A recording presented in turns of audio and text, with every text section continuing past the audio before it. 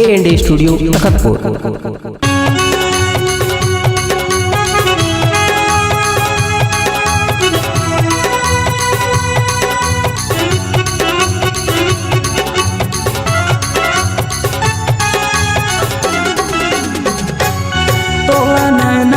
लागे वो तोलन ना लागे ना भोला दीवाना के संग चंदा रानी नैना लागे वो भोला दीवाना के संग चंदा रानी नैना लागे वो तोलन ना लागे वो तोलन ना लागे ना भोला दीवाना के संग चंदा रानी नैना लागे वो दीवाना के संग चंदा रानी नैना लागे वो भोला नैना लागिना भोला नैना लागिना भोला दीवाना के संग मारी संगी नैना लागिना भोला दीवाना के संग मारी संगी नैना लागिना।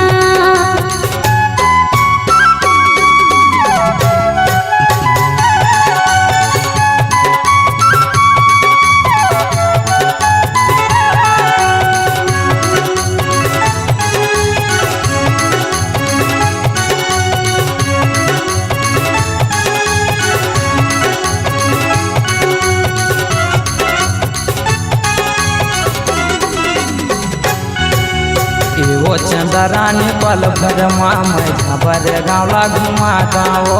झबर गाँवला घुमा गाँव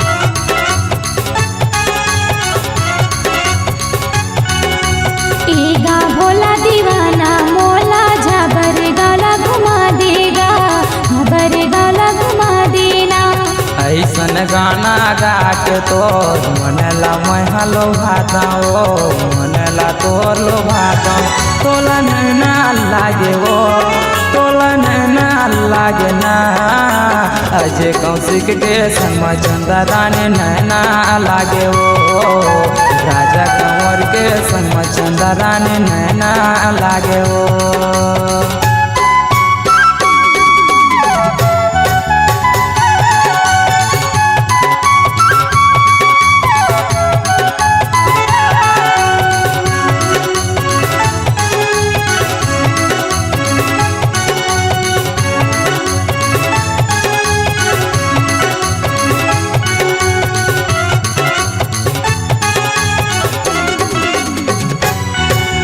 लाली बेटी बोला के चाचा बने चाची लेके आवेगा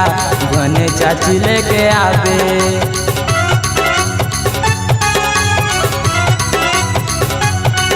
तो लाली बेटी बोला के बोला होकर बगाना गा देगा होकर बगाना गा दे। ऐसन गाना गा के तोर मनला महलो भागा वो मनला तोर लो भागा तोला नैना लागे वो तोला नैना लागे ना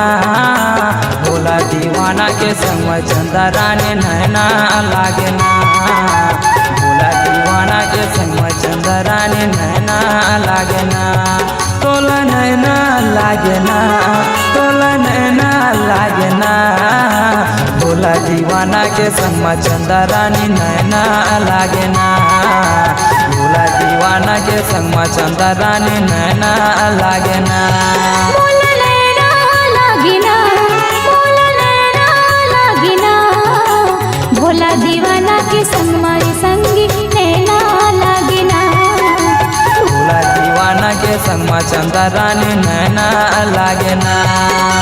भोला दीवाना के संग मारी संगी नैना लागिना भोला दीवाना के संग चंदा रानी नैना लागे।